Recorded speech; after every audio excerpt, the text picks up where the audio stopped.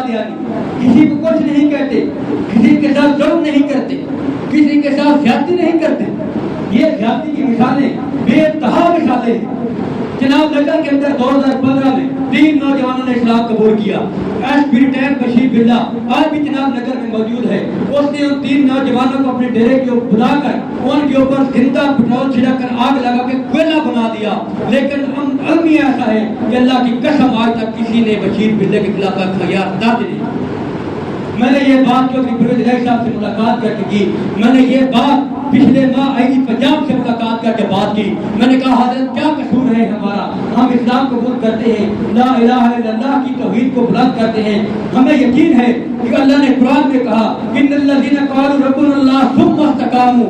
ہمیں یقین ہے کہ تتنزل علیہم الملائکہ، ملائکہ کا نزول تو ہوتا ہم نے دیکھا ہے، لیکن آپ کیا کر رہے ہو جہاں؟ آپ ہمارے ٹیکس کے اوپر پڑھ رہے ہو، آپ کیا ہمارے ٹیکس کے اوپر ہماری تنخواہ، ہمارے خون پسینے کی کمائی تم تنخواہ دے رہے ہو اور ہمارے نامسلم بھائی کے خلاف کوئی FIR درج کرنے کو تیار نہیں ہے۔ تو پھر اس کے بعد 2016 میں ایک وکیل احمد یوسف اسلام قبول کرتا ہے جناب نگر کے اندر۔ اس کو جناب نگر کے اندر قادیانی اس کے جسم کے اندر دل کے ساتھ سوراخ کر کے اس میں نمک اور مرچیں ڈال کر اس کو شہید کر دیتے ہیں۔ اس کی بھی کوئی قادیانی کے خلاف FIR درج نہیں کی جاتی۔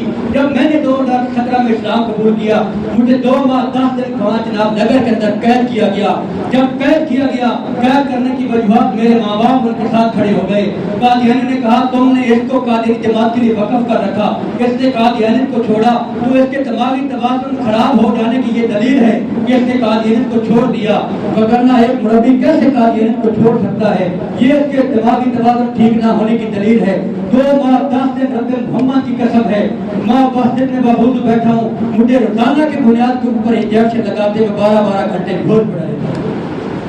جب ہوش آتی پھر یہی کہتے کہ بتاؤ تم نے قادیانیت کو کیوں چھوڑا، تمہارے چھوڑنے کی وجوہات کیا تھی؟ میں نے کہا میں نے یہ تقابل لکھا، مجھے ان کا جواب چاہیے۔ ابھی اسلام قبول نہیں کیا، صرف قادیانیت کو چھوڑا ہے، اسلام قبول تو بعد کی بات ہے۔ انہوں نے 2 ماہ 10 دن قید رکھا، دونوں آنکھیں ضائع ہو گئی۔ دونوں آنکھوں سے جب کوئی بات کرتا پتہ لگتا یہ میری بہن بات کر رہی ہے۔ جب دونوں آنکھیں ضائع ہوئی تو قادیانیوں کا عقیدہ ہے، یہ قادیانیوں کا عقیدہ نہیں، یہ یہودیوں کا عقیدہ ہے۔ جو یہودیوں کے 10 میسج ہیں، ان میں سے جو ان کے 10 احکام ہیں، جو یہودیوں کی تعلیمات کا منبع ہے، اس کی دلیل نمبر 8 یہ ہے کوئی یہودی یہودیت کو چھوڑتا ہے تو اس کو عبرت کا نشان بنا دو، تاکہ بعد میں کہا یہودی یہودیت کو چھوڑ کر کسی اور مذہب کو اختیار نہ کرے۔ تو یہی قادیانیوں کا عقیدہ ہے۔ وہ کہتے ہیں کہ جو قادیانیت کو چھوڑتا ہے وہ دنیا میں ذلیل و رسوا ہو جاتا ہے۔ جب میرے ساتھ یہ واقعہ ہوا، آنکھیں ضائع ہو گئی، میں نے گھر جا کر ماں باپ کو بتایا، انہوں نے کہا تمہارے اوپر اللہ کا عذاب آ رہا ہے، تم مرتد ہوئے، تم نے مرزے کی محبت کو چھوڑا، تم نے مرزے کا دامن چھوڑا، تو اب تمہارے اوپر اللہ کا عذاب نازل ہو رہا ہے۔ پورے خاندان والے مجھے دیکھنے کے لیے آتے، کوئی مسلمان نہیں تھا، سارے دیکھنے کے لیے آتے، محلے والے آتے، قادری جماعت والے آتے کہ اس کو اللہ نے عبرت کا نشان بنا دیا ہے، دیکھو اسے۔ لیکن چھوٹے بھائی کو اللہ جزائے خیر دے، اس نے بھی اسلام قبول کیا۔ اس کو میں نے کہا یار مجھے کسی ڈاکٹر کے پاس لے جاؤ، چیک اپ تو کرواؤ، معاملہ کیا ہے۔ جب ڈاکٹر کیپٹن حنیف صاحب جھانگرے میں ان کے پاس لے گئے، انہوں نے کہا کہ آپ مدینہ ٹیچنگ فیصل آباد میں چلے جائیں، وہاں سے آپ کا علاج ہوگا۔ وہاں پہ گئے، انہوں نے مجھے LRBT لاہور میں ریفر کر دیا۔ جب LRBT لاہور میں گئے تو انہوں نے کہا یہ جو آپ کا معاملہ ہے، یہ آپ نے خودکشی کرنے کی کوشش کی ہے، آپ نے کوئی ایسی چیز استعمال کی ہے جس کی نتیجے میں آپ کا ذہن مینٹل ہو جانے کا خدشہ تھا۔ میں نے ان کو بات بتائی، انہوں نے جب 20 چیک کیا، CT سکین کیا، انہوں نے کہا آپ کو اتنے تیز اسٹیرائڈز انجیکشن دیے گئے جس کے نتیجے میں آپ کی دونوں آنکھیں ضائع ہو، اور آپ کے یہ پیچھے جو وینز ہے، بریک سے بریک، کال سے بریک آنکھوں کی شریانیں ہوتی ہیں، وینز ہوتی ہیں، وہ درمیان سے کٹ گئی۔ انہوں نے مجھے لا علاج قرار دے کر گھر بھجوا دیا۔ یہ ڈاکٹر ظہیر قریشی، جس کا بیٹا وہاں پہ وقاص ظہیر LRBT میں پروفیسر ہے، اس نے مجھے کہا کہ تم ایک بار میرے باپ ڈاکٹر ظہیر قریشی کو جا کر کروا لو، سکھو ڈاکٹر۔ جب میں نے ان کو شہر ٹاؤن میں چیک کروایا تو انہوں نے بھی کہا کہ بیٹا آپ کا علاج ابھی تک جو ہمارے پاس طریقہ آنکھوں کا کار ہے علاج ہے اس کے اندر اس کا علاج ہے ہی نہیں. ہم سفید موتیاں کر لیتے ہیں, ہم یہ آنکھ کی پتلی چیک کر سکتے ہیں, لیکن یہ جو وین کا سسٹم ہے یہ ابھی تک ہم اس کا علاج نہیں کر سکتے. اب ہر طرف سے نا امیدی, لیکن اللہ کی ذات کو جو اس وقت یقین آیا کہ اللہ کہتا ہے ادعونی استجب لکم, کہ تم مجھے پکارو میں تمہاری پکار کا جواب کیسے دیتا ہوں. آج ہمارے ایمان کی کیفیت ہے کہ آج ہم کہتے ہیں ہماری دعائیں قبول نہیں ہوتی, آج ہم کہتے ہیں اللہ جواب نہیں دیتا. اللہ آج بھی وہی ہے جو 200 سال پہلے تھا, آج بھی اللہ وہی ہے, وہی نظام کائنات ہے, وہی نظام آخرت ہے جو اللہ نے بتا دیا, وہی ہمارے کھانے پینے کے انداز ہے, وہی چلنے پھرنے کے انداز ہے, وہی اٹھنے بیٹھنے کے انداز ہے, لیکن ہم نے اپنے طریقے بدل دیے. ہم نے محمد کریم کے دین کو چھوڑ دیا تو آج اللہ ہم سے روک گیا. اللہ تو کہتا ہے ادعونی استجب لکم, تو اللہ نے اللہ سے ایک دعا کی, یا اللہ اگر دین اسلام سچا ہے تو آنکھیں دے دے, اگر دین اسلام سچا نہیں ہے تو میں جب موت دے دے, میں قادیانیوں کی بک بک سننے کے لیے میرے کان تیار نہیں, میرے اندر حوصلہ نہیں ہے, برداشت نہیں ہے, میں بیٹھا ہوں نبیوں کی طرح نظر نہیں آتا کہ مجھے ادھر سے کوئی آ کر بات کرتا ہے, ادھر سے آ کر بات کرتا ہے, میں مرزا ملعون کو کیسے نبی مان لوں. تو رب محمد کی قسم 15 دن کے اندر اللہ نے مجھے آنکھیں دے, نعرہ تکبیر. جب آخر میں ڈاکٹر ظہیر کے پاس آیا, میں نے کہا ڈاکٹر صاحب میں اپنا چیک اپ کروانے کے لیے آیا ہوں. تو انہوں نے جب 20 اسکین کیا, کہا کہاں سے علاج کروایا ہے, میں نے کہا وہاں سے علاج کروایا ہے جہاں سے تیرا علاج ہوتا ہے. اس نے اپنے تینوں بیٹوں کو بلایا. اب یہ منگل والے دن بھی میں نے ان سے آپریشن کروایا, یہ جو منگل گزرا ہے. اس نے کہا کہ یہ وین خود بخود اللہ کے حکم سے جڑنا شروع ہو گئی ہے, تم جو علاج کروایا, جو علاج تم کر رہے ہو وہی کرو. میں نے کہا درود شریف پڑھ کے آنکھوں پہ لگاتا ہوں اور اللہ سے یہی دعا کرتا ہوں. تو اللہ نے ایسا کرم کیا. پھر اس کے بعد جب یہ وین جڑ گئی تو انہوں نے کہا اب آپ کی جو آنکھوں کے انفیکشن ہے ان کا علاج ہمارے پاس ہے. یہ منگل والے دن میں نے ابھی اپنی یہ جو منگل گزرا ہے اس سے پچھلے منگل کو میں نے اپنی آنکھ کا وہاں سے آپریشن کروایا. تو اس وقت یہ بات دلیل میں کہ ان اللہ علی کل شیء قدیر کسے کہتے ہیں. ان اللہ علی کل شیء قدیر آج بھی ہے, لیکن ہمارے مانگنے کے طریقے بدل گئے ہیں. کیوں؟ اللہ کے نبی نے فرمایا جب تک سینہ صاف نہ ہو دعا قبول نہیں ہوتی. جب تک سینہ صاف نہ ہو تب دعا قبول نہیں ہوتی. جب ہمارے دلوں میں اپنے بھائی کے لیے منافقت ہوگی, جب ہم اپنے بھائی کا گلہ کریں گے, جب ہم اپنے بھائی کا غیبت کریں گے, جب ہم اپنے بھائی کے خلاف اسی کے گھر میں بیٹھ کر اسی کی عزتوں کے ساتھ کھیلیں گے, جب ہم اللہ سے نہیں ڈریں گے, یا ایھا الذین آمنوا اتقوا اللہ کا مظاہرہ ہم پیش نہیں کریں گے, جب تک ہم اللہ سے نہیں ڈریں گے اللہ ہماری دعائیں قبول نہیں کرے گا. یہ تو اللہ کے نبی نے فرما دیا ہے. ربی لولا دعاکم, کہ نبی میرے بندوں کو بتا دو اگر تمہاری دعا نہیں ہوگی تو میرا رب تمہاری کوئی پرواہ نہیں کرے گا. تو اس کے بعد جب اللہ نے آنکھیں دی تو پھر میں نے اللہ سے عہد کیا کہ یا اللہ اب یہ تم نے آنکھیں دے دی, اب زندگی کی آخری سانس تک اور خون کے آخری قطرے تک فتنہ قادیانیت کا تعاقب کرتا رہوں گا اور رسول اللہ صلی اللہ علیہ وسلم کی نمود کی بات بھی کرتا رہوں گا, چاہے مر بھی جاؤں پھر بھی کرتا رہوں گا, چاہے جیلوں میں چلا جاؤں پھر بھی کروں گا, چاہے روڈ کے اوپر کھڑا ہو کر کرنا پڑے وہاں بھی کروں گا, دین اسلام کے کام سے کبھی پیچھے نہیں ہٹوں گا.